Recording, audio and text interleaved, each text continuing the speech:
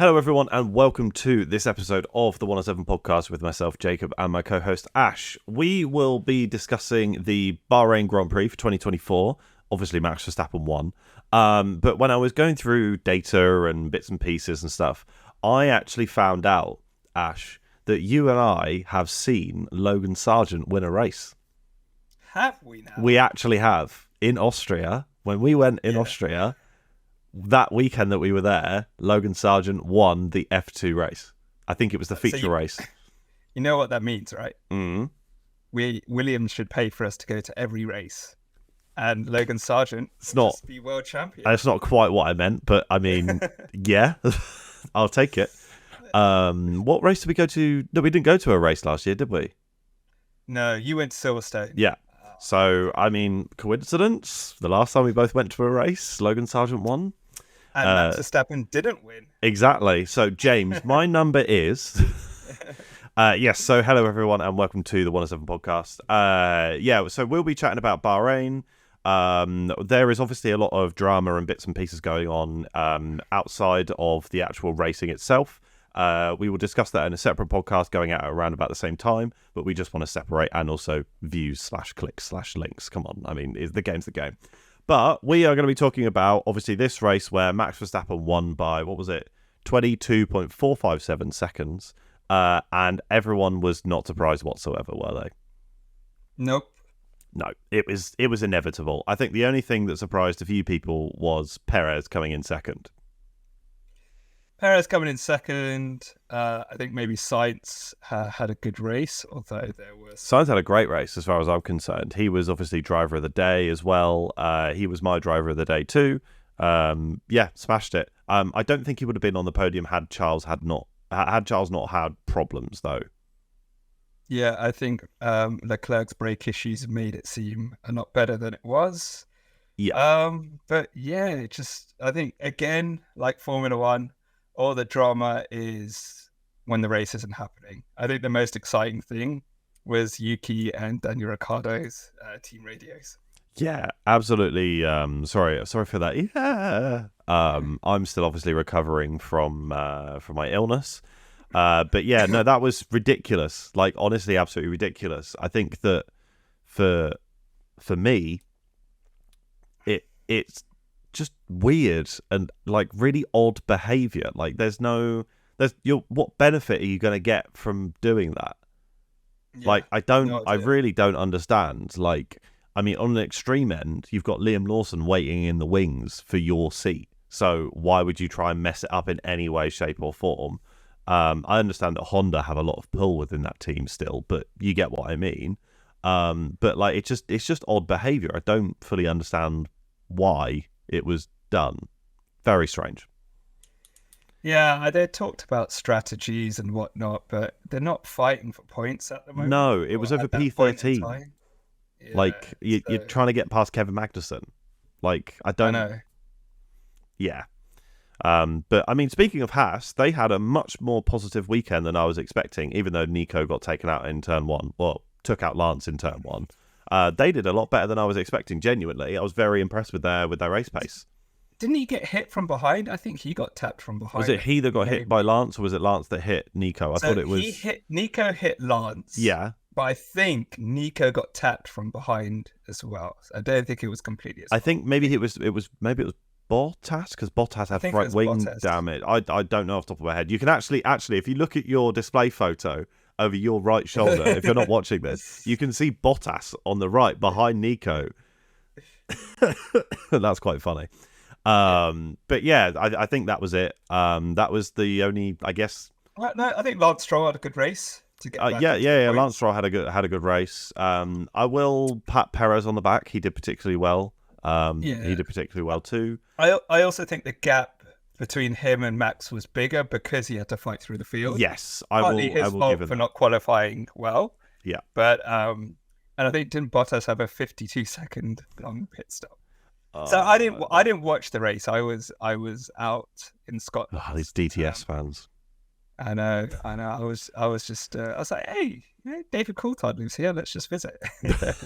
Did you go to his museum? He's got a museum up in Scotland. I have no idea what he had up there. You didn't know? Oh, you should have had a look. if it was close to where you are. If you don't know, if you're listening, David Coulthard has a museum up in Scotland. 1 second, I will Google it for you. David. Well, I did tell you I was going, and you failed to reveal this information to me. So it's your fault. It is pretty small, no longer than an hour. Hold on. It does say on Google Maps permanently closed. Okay, well, that was good timing. Okay, so 2018, it says set to close, but he was talking about it.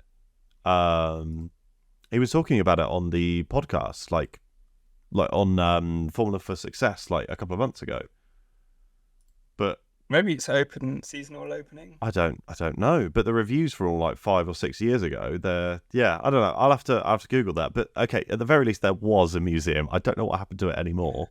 But yeah, he had like some of his old cars in there, and then obviously some trophies and bits and pieces as well. So Fernando Alonso has a museum.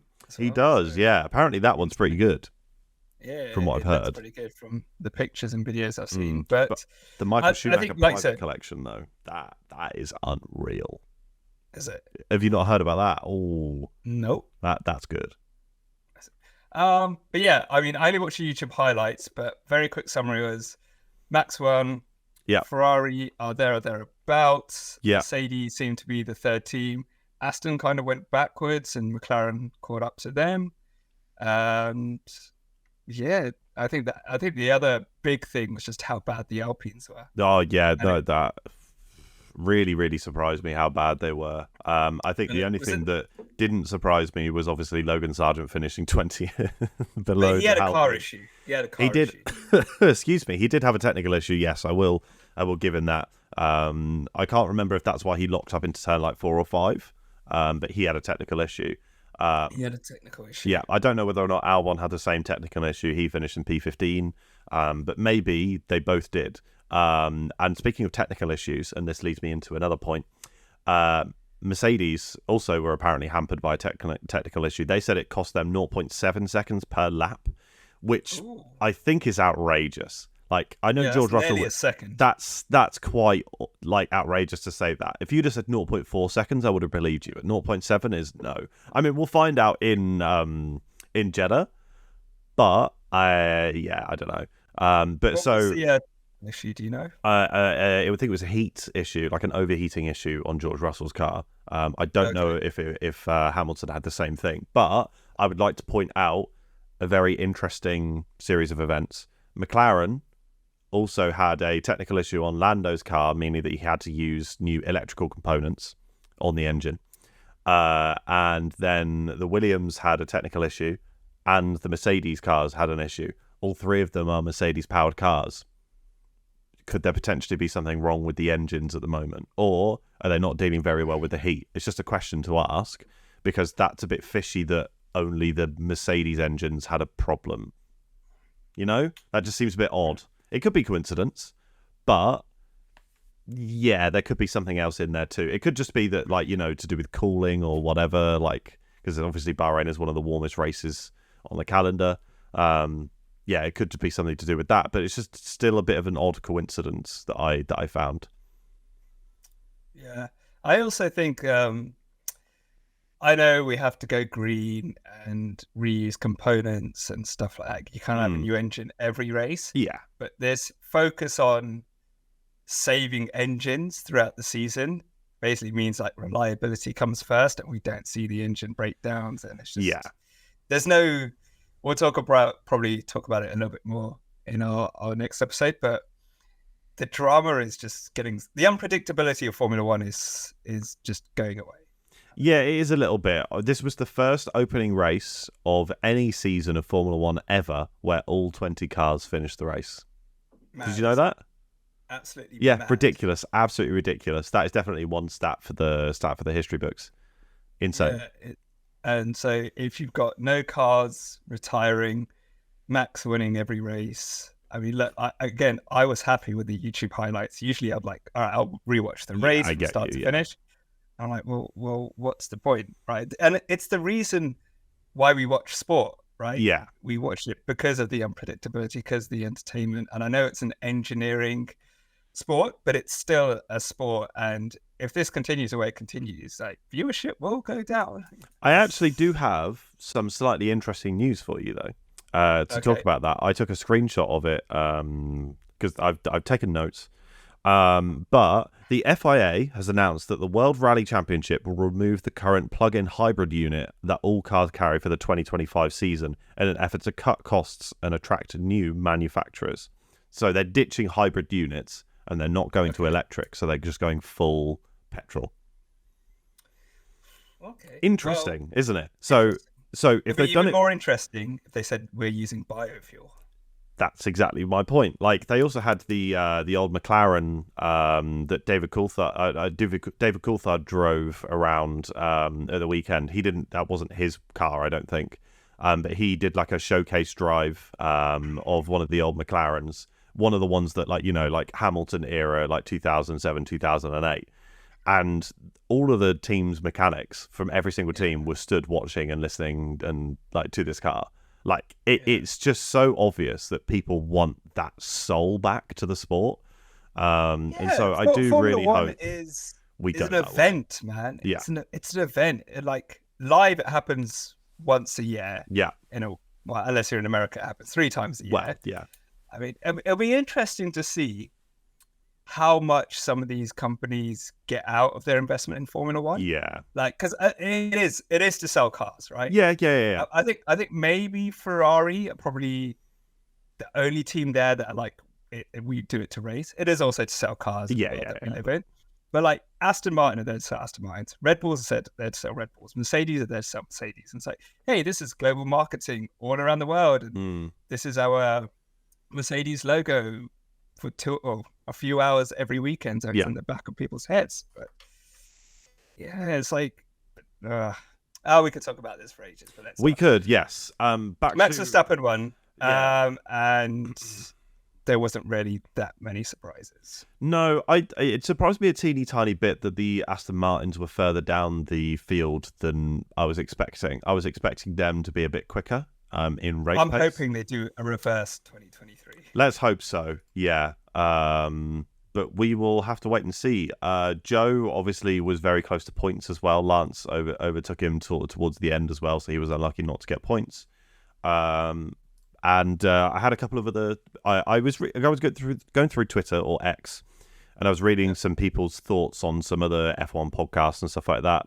And so to scratch that itch for more technical data, I actually have a cheeky little bit of technical data for you as well. So would you like to guess, Ash, who, or like which driver, or which team? I'll give you a bonus point if you get the team. Achieved the highest top speed in Bahrain.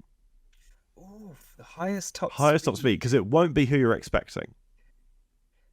I think it was V-Carb. No, wrong. No, wrong.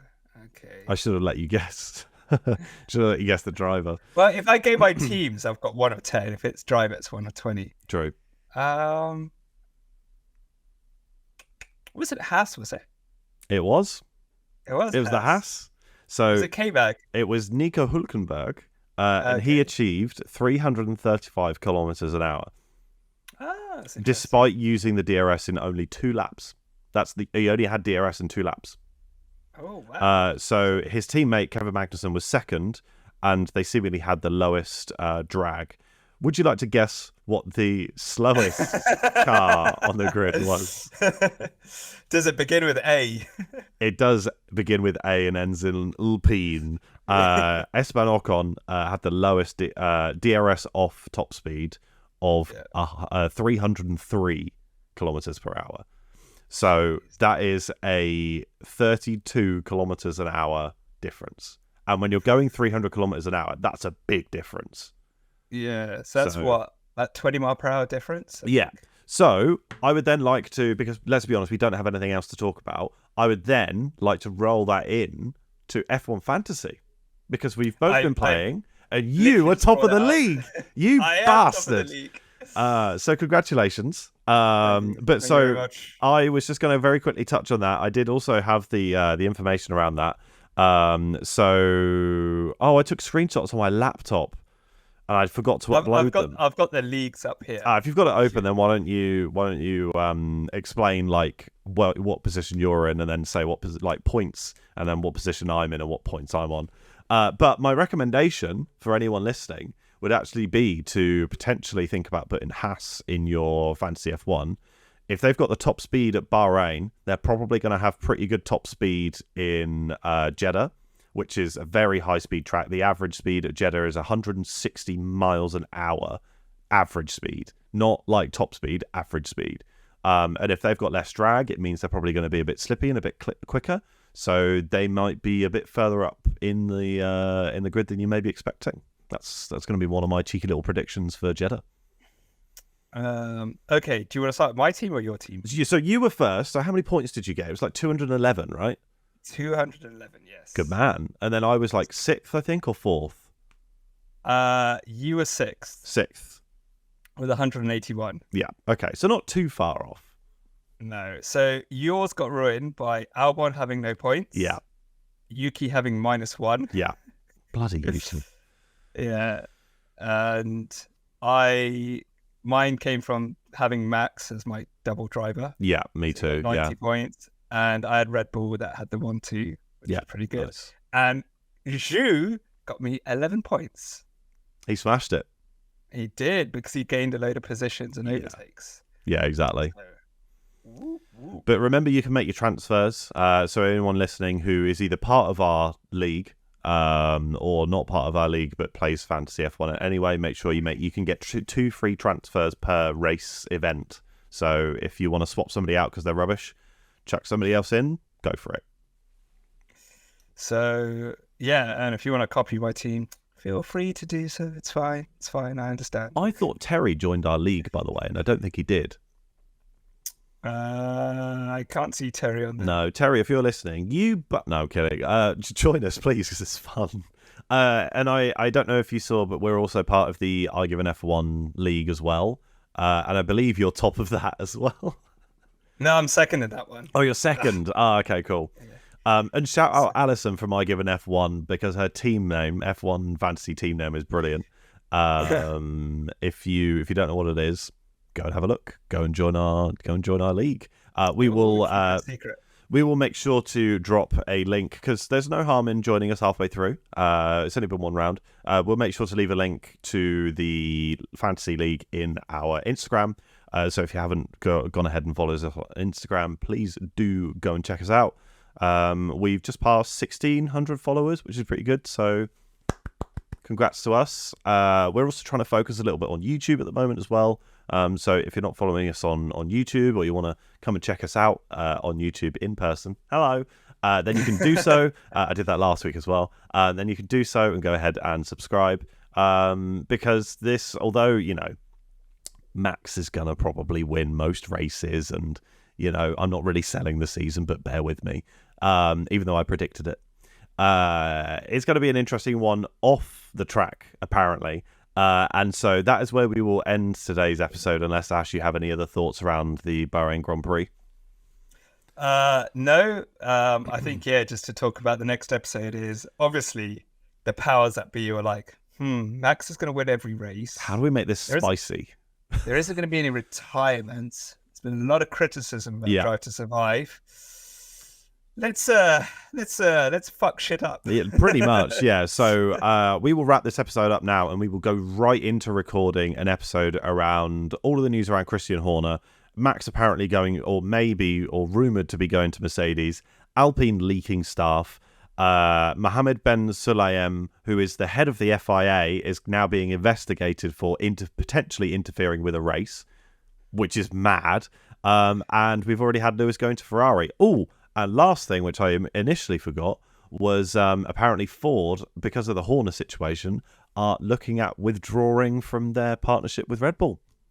So it's all a complete mess. So we're going to talk about this entire mess in a different episode. If you're listening to this now, more than likely that episode will be live already. So please do make sure, first of all, you should be subscribed to us on your preferred podcast platform, because otherwise, how on earth wouldn't you know that we're dropping 2 episodes within 24 hours? It's outrageous.